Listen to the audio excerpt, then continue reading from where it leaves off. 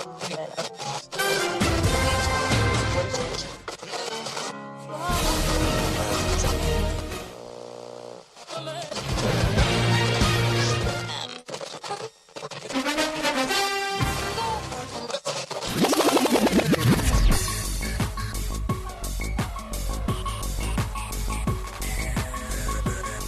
your headphones and pour your favorite beverage.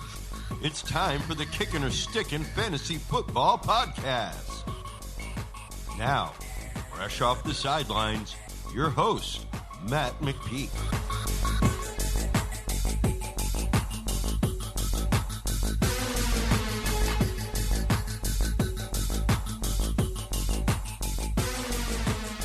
Fantasy freaks and geeks, what is up?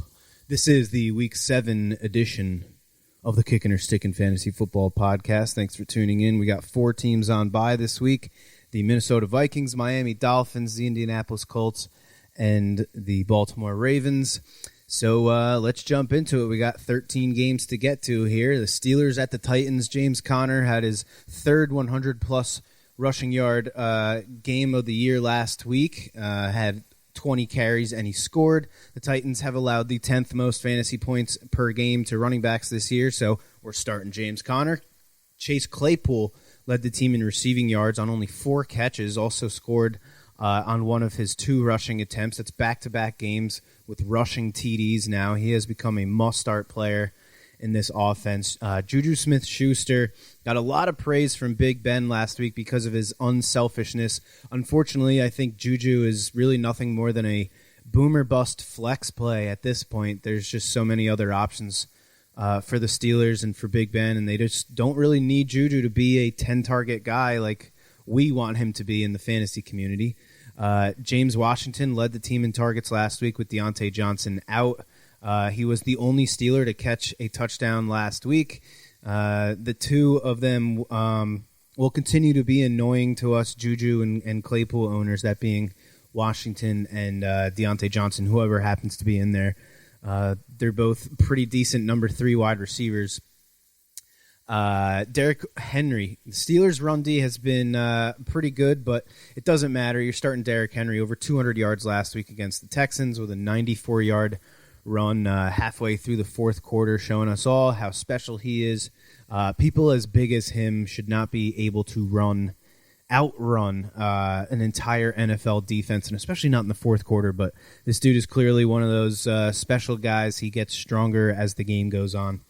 A.J. Brown, 2 touchdowns last week. That's now 3 touchdowns in the last 2 games. He's also a must-start. Adam Humphries made his return, missed Week 5, but played in Week 6. And caught all 6 of his targets, had the most yards this season with 64, but he scored his 2nd touchdown of the year. He's a good little slot receiver. He's kind of like a clone of Cole Beasley, really. Humphries now has 6 or 7 targets in all 4 of his games he's played in, so he's an option for you if you have multiple wide receivers on bye or if you're dealing with some injuries. Anthony Firkser was officially become a problem for Jonnu Smith owners. Firkser led the team in targets, catches, and yards, and also scored, while Jonnu Smith only had 2 targets, 1 catch for 13 yards last week. Nicole Pruitt also scored a touchdown this year. 7 of the 13 receiving touchdowns this year for the Titans have went to their tight ends. They like to use all of them. They'll even throw the ball to an eligible offensive lineman from here or there. Obviously, we'd like to see Jonnu get all those tight end targets, but that's just not the case. Smith had the 2-touchdown game 2 weeks ago, his second 2-touchdown game of this short season.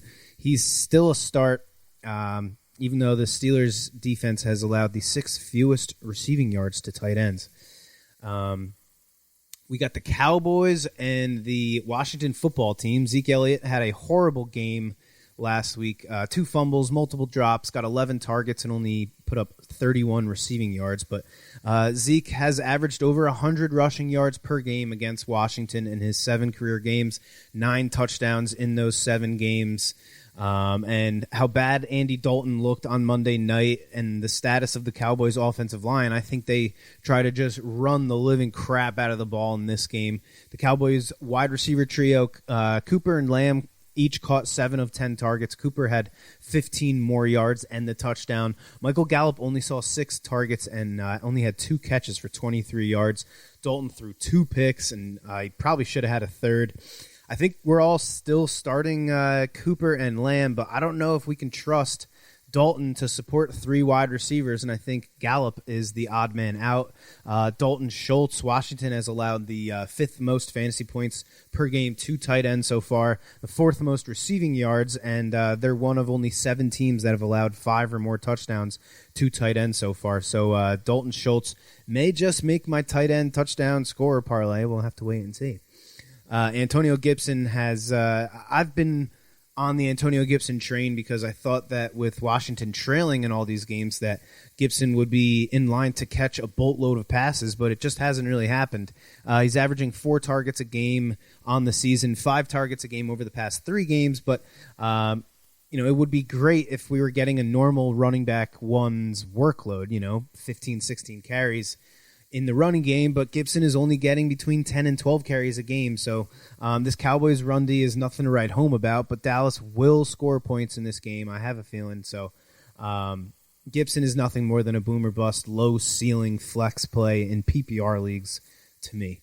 Terry McLaurin is the best player on the team, leads the team in targets by a wide margin. He's the number 16 wide receiver in half PPR right now, averaging 12.2 points per game, and that's with only 1 touchdown, and it's with horrible quarterback play. But with how bad the Cowboy pass defense has been all year, you got to figure Terry McLaurin will have another good game here.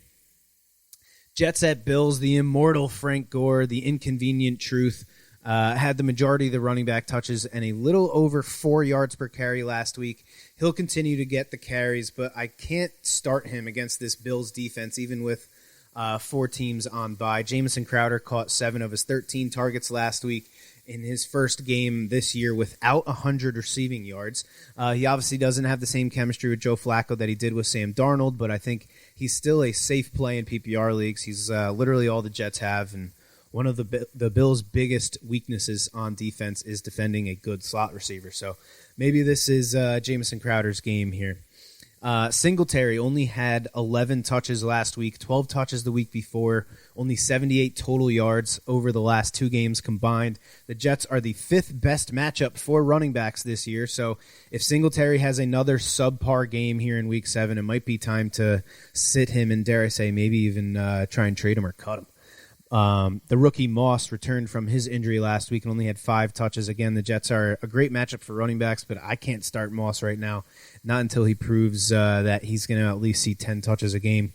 Diggs is the guy for the Bills. We're still starting him. He's got a touchdown or 100-plus receiving yards in 5 of his 6 games this year. And the 6th game, he had 86 yards on 8 catches. So he's become one of the more consistent players in fantasy football. John Brown only saw 4 targets last week and couldn't haul in any of them.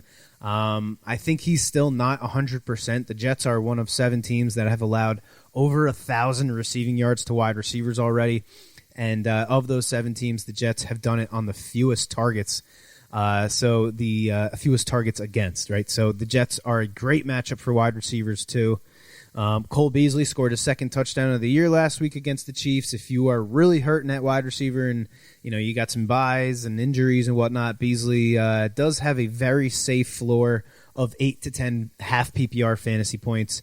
I kind of mentioned him before when I was talking about Adam Humphries. Between the 2 of them, I would rather have Cole Beasley. Panthers at Saints. So this is a special game for Teddy Bridgewater. Revenge. Yes, revenge game for Teddy Bridgewater.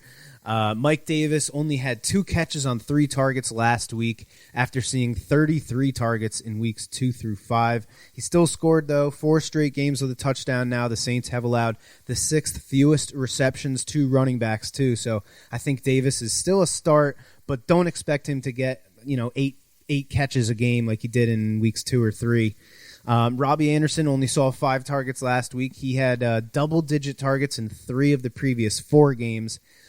Still had 4 catches for 77 yards, not too bad, but he did not see as much looks as he normally had. DJ Moore, on the other hand, was the double-digit target guy last week. Seems like this offense can't support both receivers in the same game. There's only been one game this year that they have both seen 10 or more targets, but you got to start them both every week because you just don't know, especially in PPR, you just don't know which one it's going to be. Alvin Kamara has averaged 18.5 half PPR fantasy points a game over his 5 career games against the Panthers. He's the high-priced guy in daily fantasy that I'm going to be paying up for this week. Michael Thomas will hopefully make his return after missing 3 games with an ankle sprain and then getting suspended by the team for a game before the bye. I'm sure he's going to be ready to rock and roll for this one. Emmanuel Sanders, if for whatever reason Michael Thomas does not play, then Emmanuel Sanders becomes a must start. He had 12 catches on 14 targets for 122 yards without Michael Thomas in week 5. He and Breeze definitely started to build some chemistry. I think Sanders isn't a bad play even if Michael Thomas does play. Sanders is a really good veteran wide receiver. The game is in New Orleans. That combo of Sean Payton and Drew Brees is one of the most surgical combos of play caller and quarterback of all time. So I like Emmanuel Sanders, honestly, really, if Michael Thomas does play. Jared Cook, if Michael Thomas is back, I would sit Jared Cook. He's only had 3 targets in each of the last 2 games, and the Panthers had been pretty good against tight ends before last week's game against Jimmy Graham and Cole Kmet. So I'm sitting Jared Cook.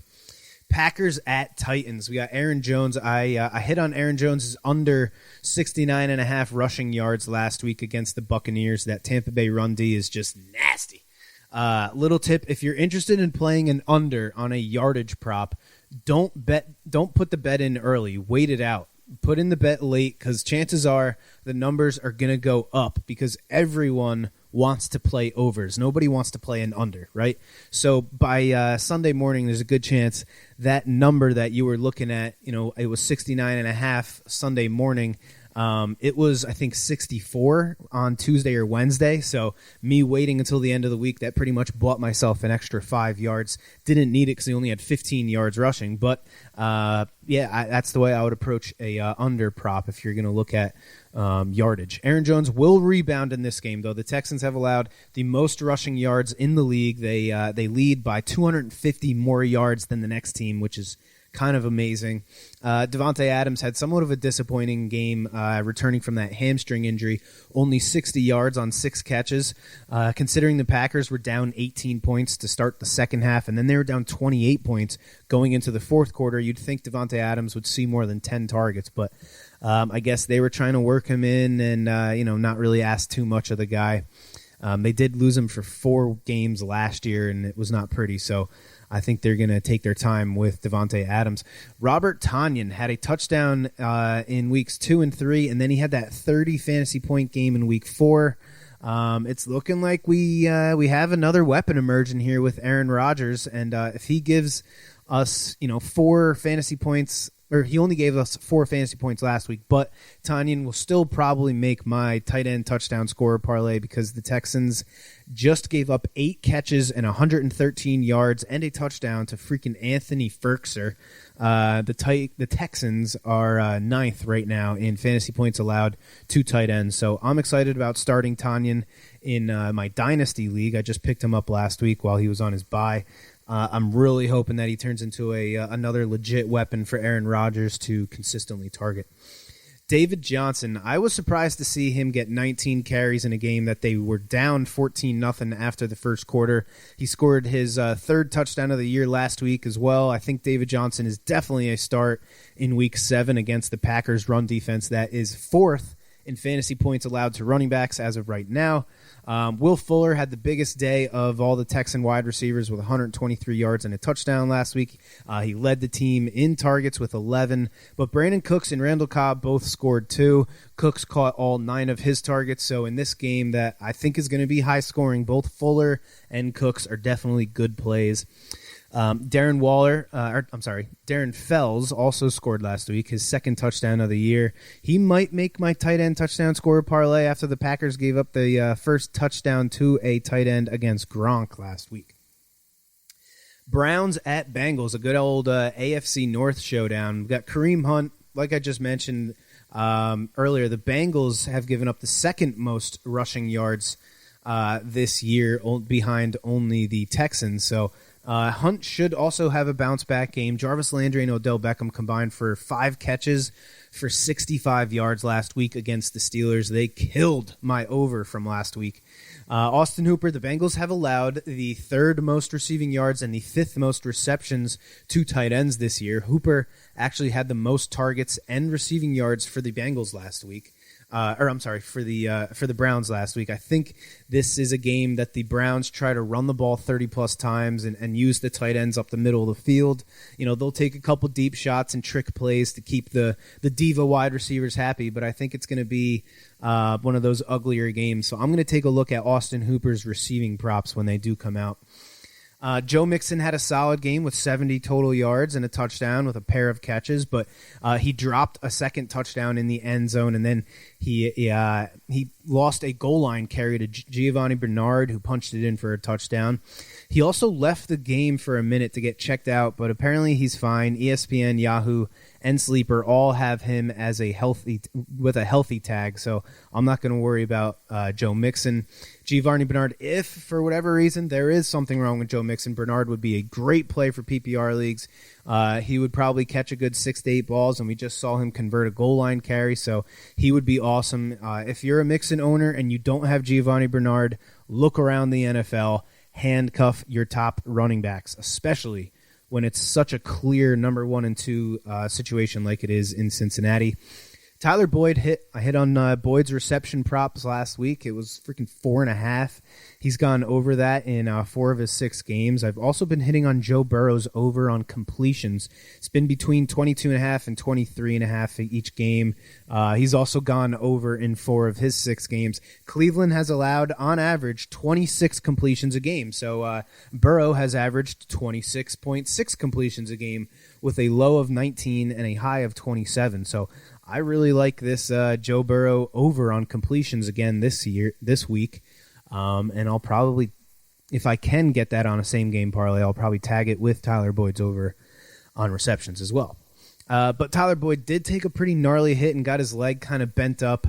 Again, he is apparently all good to go. He's apparently healthy as well, so I'm not going to get too worried about him. T. Higgins had his first 100-plus yard game, caught 6 of his 8 targets.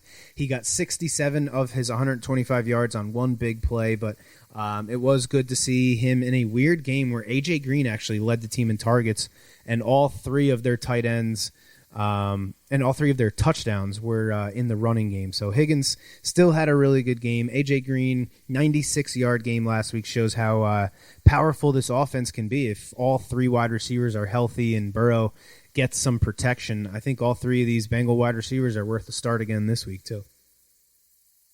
Next, we got the Lions at the Falcons. Adrian Peterson scored last week, back-to-back games with a touchdown. He's got 57% of the carries for the Lions on the season. He's averaging 4 yards a carry, but the Falcons have allowed the 7th fewest rushing yards to running backs, but the 2nd most receiving yards to running backs. So that's why I like the rookie much better in this game. DeAndre Swift had his first 100-plus yard game last week. He has the highest yards per carry of the 3 Detroit running backs. He's seen 20 targets on the season, the most of all the Detroit running backs, including the converted cornerback Jamal Agnew, who's got 8 of the team's 40 running back targets. Kerryon Johnson owners, I feel your pain. I think Swift is going to have another big game here. Matthew Stafford loves targeting his running backs. Every year I feel like we see a Lions running back catch a bunch of passes on Thanksgiving. Hopefully we have the next fun PPR Lions RB emerging here. Kenny Galladay had a touchdown in weeks 3 and 4 coming off of an injury, and then he had a big 104-yard game last week on 4 catches. The Falcons have been eaten up by wide receivers. Adam Thielen and the rookie Justin Jefferson both scored last week. Robbie Anderson and DJ Moore each had 90-plus yards in week 5. Allen Robinson had a 120-yard game in week and a touchdown in week 3. Amari Cooper and CeeDee Lamb each had over 100 yards in week 2.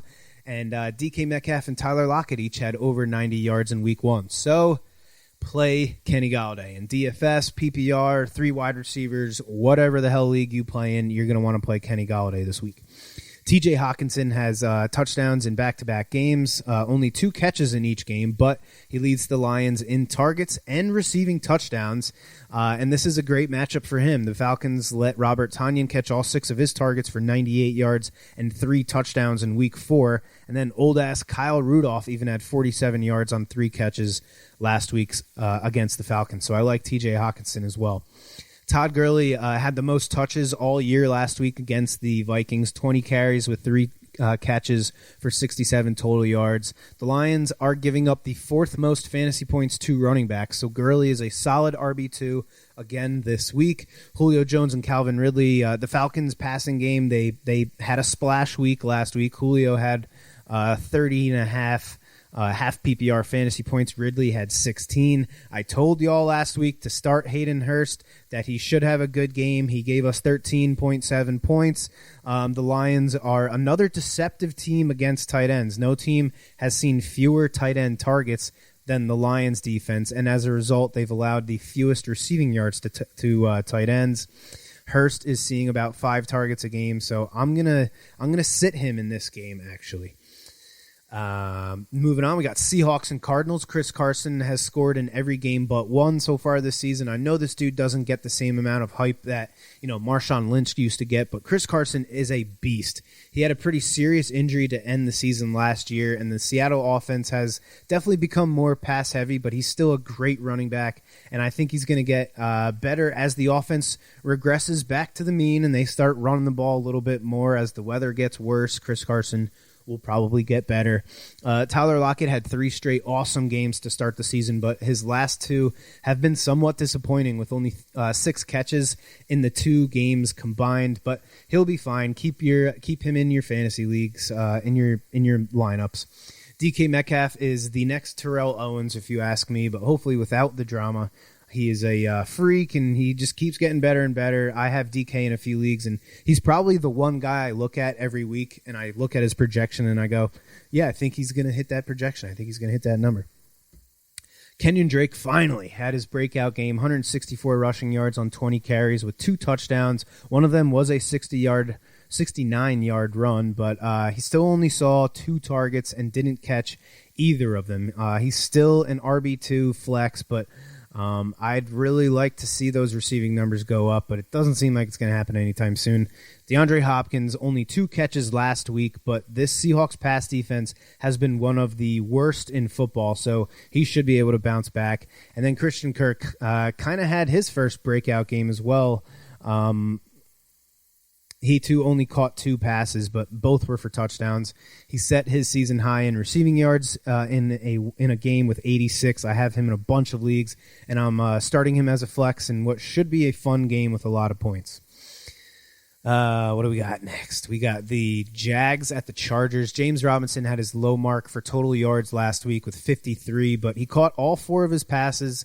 All 4 of his targets, 1 for a touchdown. He was one of my touchdown scorers for last week's podcast picks, so I was very happy to see that he scored. The Chargers have one of the best, or not one of the best, but one of the better run defenses. The only touchdowns they've allowed to running backs have been through the passing game, which kind of works out because I think the Jags will be trailing in this game for the majority of their possessions, so Robinson's best chance to score will probably be catching the ball anyway.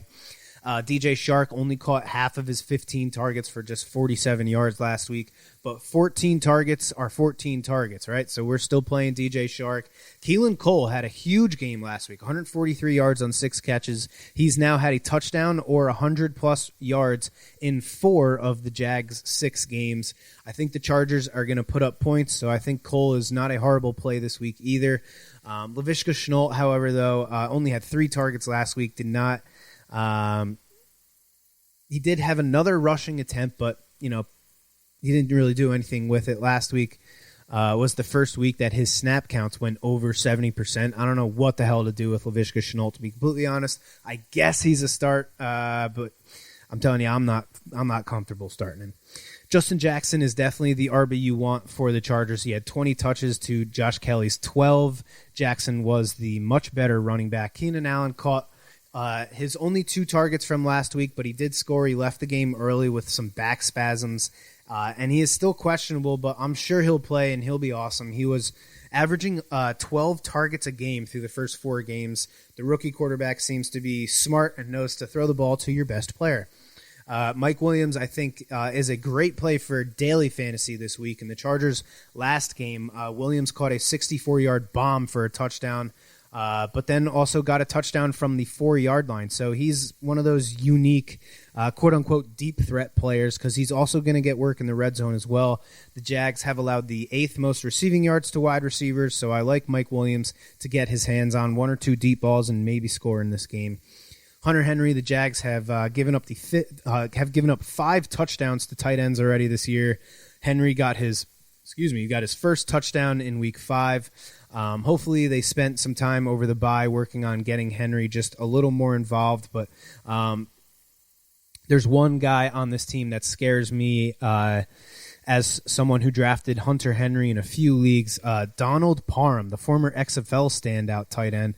I watched every single XFL game for those 5 or 6 weeks that it was going on, and Donald Parham was a touchdown machine. All right, he scored. He already scored in week 4, only 2 targets on the year, but I'm going to assume that they also spent a little time figuring out ways to get him more involved because he's a monster. He's 6'8", and he's got good hands. So Parham will get a spot on my tight end touchdown score parlay if they offer it. I'm not sure if they're going to offer him as a option for a touchdown score.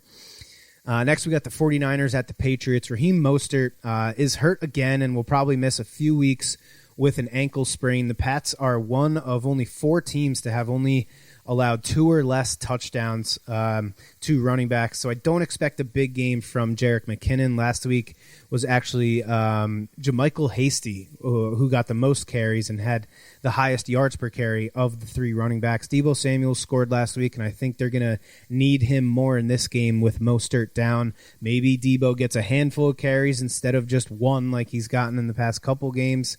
I'm going to be checking on Deebo Samuel's reception props as well. If it's 4.5, 5.5, I would definitely take the over.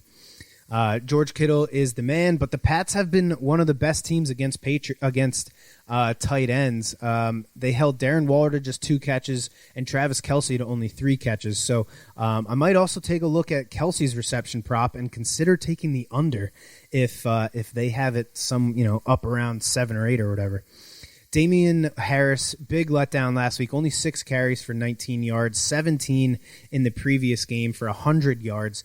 I don't expect him to do much at all in this game either. The 49ers run D is really good. James White has caught 8 of 9 targets last week, and I think he had 10 targets the week before. I think there's no reason why that won't continue. So I'm flexing James White in a full PPR league. Chiefs at Broncos. Clyde Edwards-Helaire,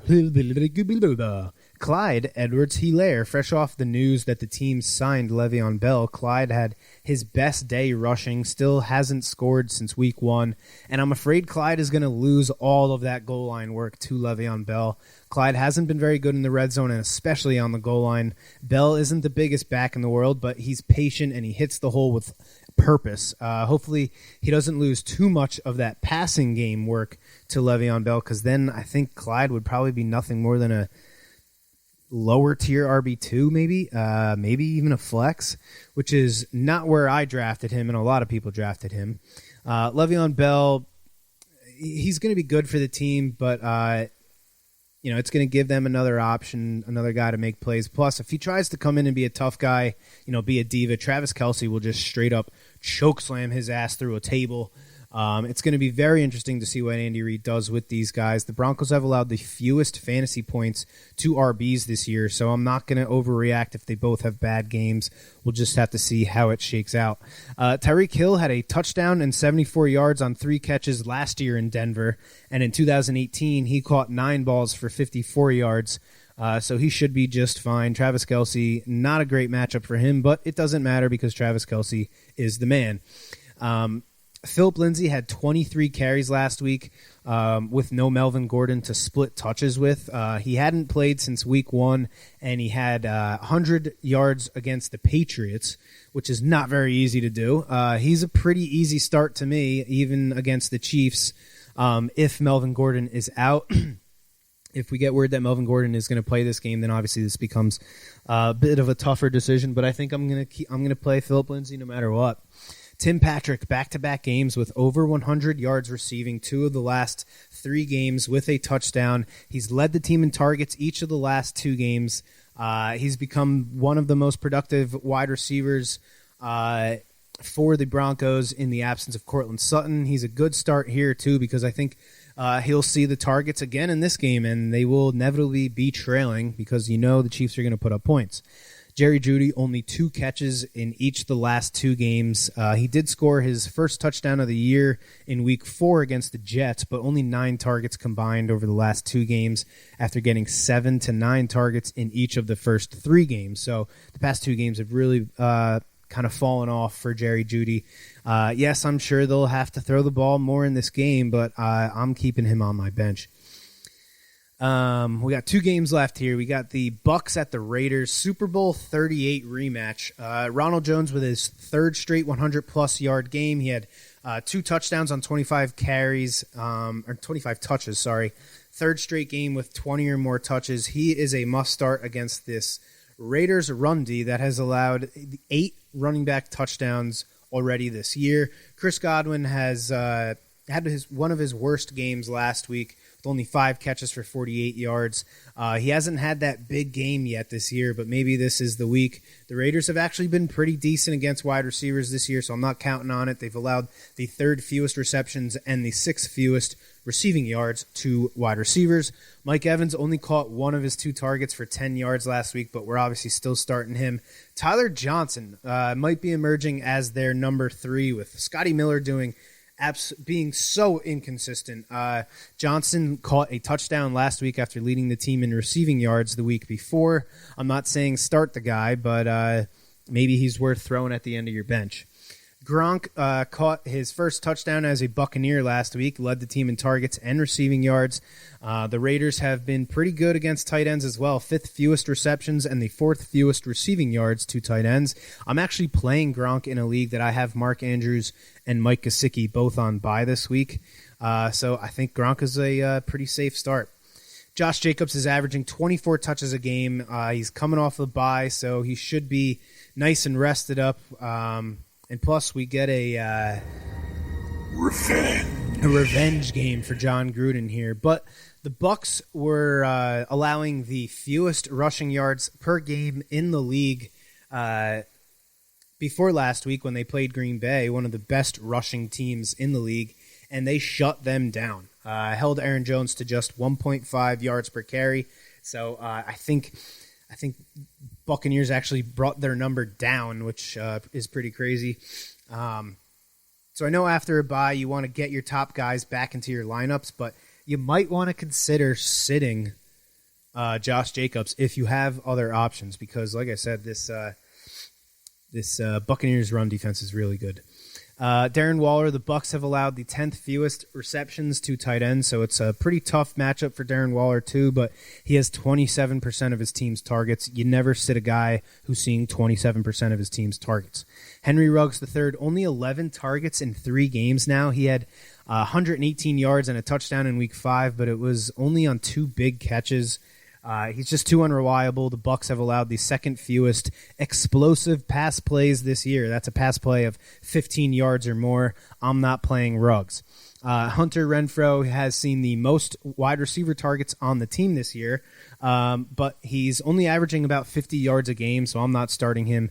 I guess I would only start him in full PPR leagues if I have a bunch of guys on bye. And last but not least, we got the Bears at the Rams. David Montgomery, 18 catches in his last 3 games. Rams have allowed the 6th most receptions and the 5th most receiving yards to running backs this year, so I like David Montgomery to continue contributing in the passing game. Allen Robinson is the Bears' number 1 guy, and it's not even close as far as the number 2 in targets. Jimmy Graham is currently tied for the 2nd most red zone targets in the league, but it was Cole Kmet who scored last week. He's only seen 5 targets on the season, but he caught his first touchdown last week. And I think the Bears will gradually get him more and more involved. The Rams are tied for the 8th most receptions allowed to tight ends, so I might consider one of these guys on my tight end touchdown scorer parlay, but I'm not sure yet. And for Nick Foles, it's a special game for him as well. Revenge. Yeah, he used to be a St. Louis Ram before they moved out to California. Darrell Henderson, 14 carries last week, 14 or more touches in 4 of the 6 games this year. But the Bears have a pretty solid run D. They've allowed the 10th fewest fantasy points to running backs. I'm still starting Darrell Henderson. The Rams have the 6th most rushing attempts per game. So I like Henderson to keep getting the work, and hopefully he can sneak into the end zone. Cooper Kupp, only 3 catches on 9 targets last week. I don't know if he's ever only caught a third of his targets. Fewest receptions on his 2nd most targets on the season, so very unlike him last week. Robert Woods has a touchdown in 4 of his last 5 games. We're still playing both of these guys, even though it seems like the offense has definitely become more run-heavy. One guy we are not starting anymore from this team, Tyler Higbee, set his new season high mark for receiving yards last week, but still only at 56 yards. Besides his 3 touchdown game on 5 catches back in week 2, Higbee has only caught 2 or 3 balls each week. I think he's a sit against the Bears D that is middle of the pack against tight ends. Higbee is just not as involved as we thought he'd be after that crazy, last 5 games or so to finish out the season last year. Sorry, excuse me. So that's going to do it for the picks. Let's take a hot minute and we'll get into the podcast picks.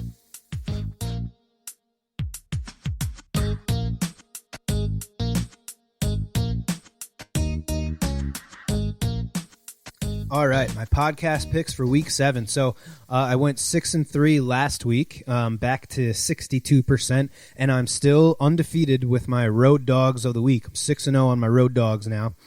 So let's get into these picks for Week 7, man. I'm taking the Saints minus 7.5 versus the Panthers. The Panthers' run defense is still very bad. Alvin Kamara has had a field day against the Panthers in his career.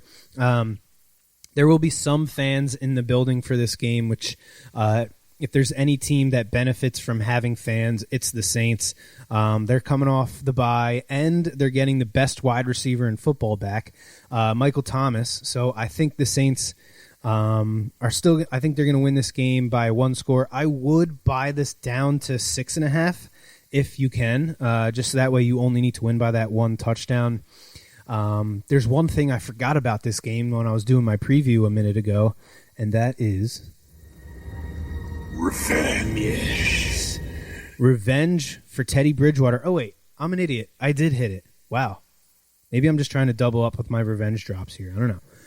My next pick is the Packers minus 3.5 at the Texans.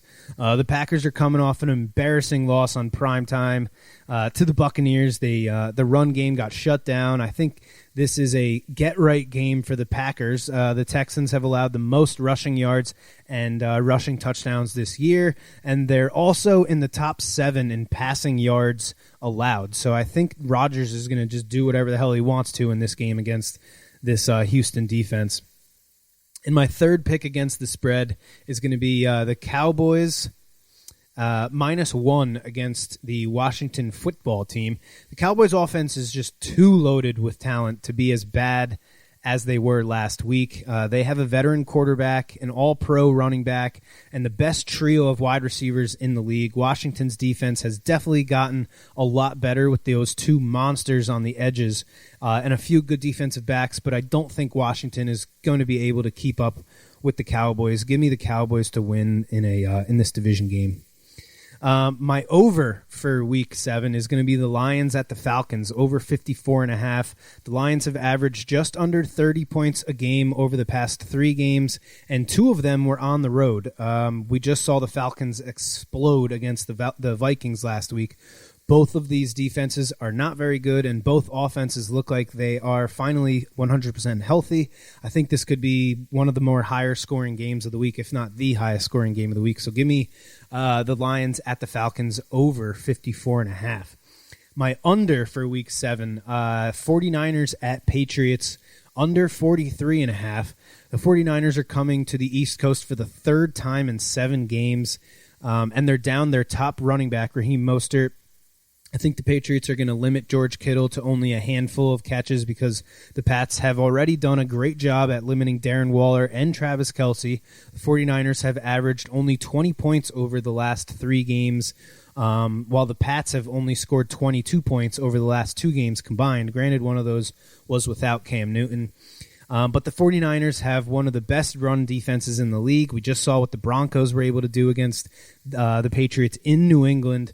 I think this is a ugly game, and I think it's a low-scoring game, so give me the under 43.5. My TD scores for Week 7, kind of risky here. All my TD scores are kind of correlated with my picks against the spread and my over-unders, so hopefully everything works out for me. I'm taking Aaron Jones. Like I mentioned, how bad the Texans' run defense is. I think Aaron Jones plays like a man on a mission after getting stuffed last week by the Buccaneers. Alvin Kamara is my second touchdown scorer. With Michael Thomas back, I think Kamara will probably see less targets, but it should help him, should help open things up, take some eyes off of Kamara and put him on Michael Thomas. And the Panthers' run defense is better than it was last year, but that's not saying much. They were atrocious last year, and they're still pretty bad this year, so I like Alvin Kamara to score. And my third TD scorer for Week 7 is going to be Kenny Golladay. Kind of mentioned it before. He's got a touchdown or 100 yards in each of the last 3 games he's played this year. The Falcons have allowed the second most explosive plays this year. Golladay connected on a 43-yard bomb and was tackled at the 5-yard line last week. I think he gets into the end zone this week. And let's fire up the road dog. Oh, you didn't know? Your ass better call somebody.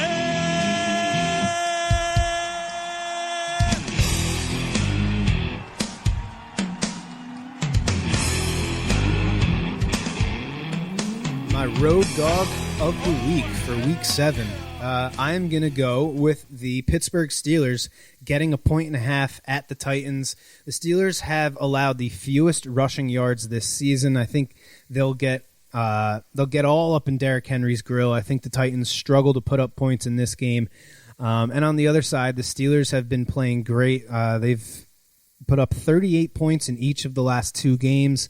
This is the rescheduled game that got postponed a few weeks ago. The Steelers were not very happy about them being forced to take like an impromptu bye week. The players weren't able to get those few days off that you usually get on a normally scheduled bye week. So I think they come out and kind of unleash some frustrations on the Titans defense. So give me Pittsburgh on the money line. I don't even need the 1.5. Just give me them on the money line. So that's going to do it for the podcast picks for Week 7, and that's going to do it for the Week 7 edition of the Kickin or Stickin Fantasy Football Podcast. I'm sorry, guys. I know I keep saying that I'm going to try and get it to under half hour, and every freaking time it seems like I go to at least 40 minutes. So I'm sorry. I'm going to try again next week. Thanks for tuning in. Make sure you check us out next week, and as always, may the fantasy gods be cruel to your opponents. You have been listening to the Kickin or Stickin Fantasy Football Podcast. For more great episodes and information, follow us on social media and tune in every week. Kickin or Stickin is available on Google Podcasts, iTunes, iHeartRadio, Spotify, Alexa, Reach.tv, or your favorite podcast service. Kickin or Stickin is a proud member of the HC Universal Network family of podcasts.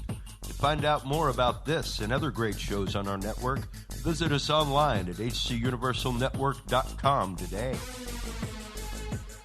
Fantasy football is fun, but gambling addiction destroys lives. If you or someone you love suffers from gambling addiction, please do not be afraid to seek help.